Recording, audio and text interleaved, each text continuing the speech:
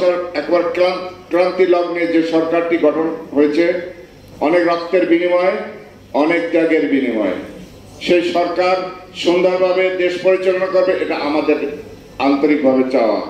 আমরা মিডিয়া কল্যাণ পরিষদ আমাদের ন্যায্য অধিকার আমরা আদায় করে নেওয়ার জন্য বা আন্দোলনের মাধ্যমে আমরা আমাদের অধিকার নিব, বর্তমান সরকারের কাছে এরকম মনোবৃত্তি আমাদের নাই।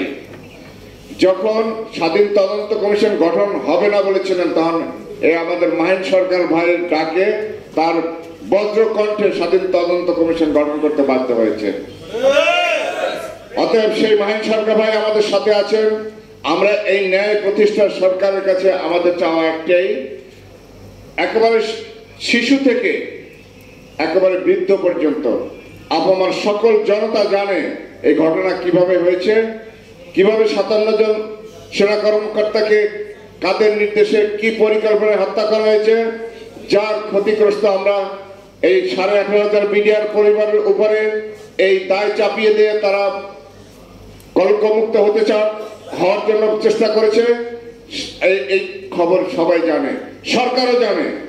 কিন্তু আমাদের যে মাহিন সরকার ভাই আছে তার নেতৃত্বে আমাদের মিডিয়া কল্যাণ পরিষদের সভাপতি, যদি আমরা দেখি যে আমাদের ন্যায় বিচার প্রতিষ্ঠা হচ্ছে না, তাহলে আমরা মিডিয়া কল্যাণ পরিষদের সভাপতি এবং মাহিন সরকার ভাইয়ের ডাকে আমরা ইনশাআল্লাহ যে কোনো ত্যাগ স্বীকার করতে আমরা প্রস্তুত আছি তো ইনশাআল্লাহ। আলহামদুলিল্লাহ আমাদের এই ন্যায্য পাওনা ফিরে আসবে এই কামনা করে আমি সকলের প্রতি সালাম জানিয়ে আমি শেষ করছি। আসসালামু আলাইকুম রহমতুল্লাহ।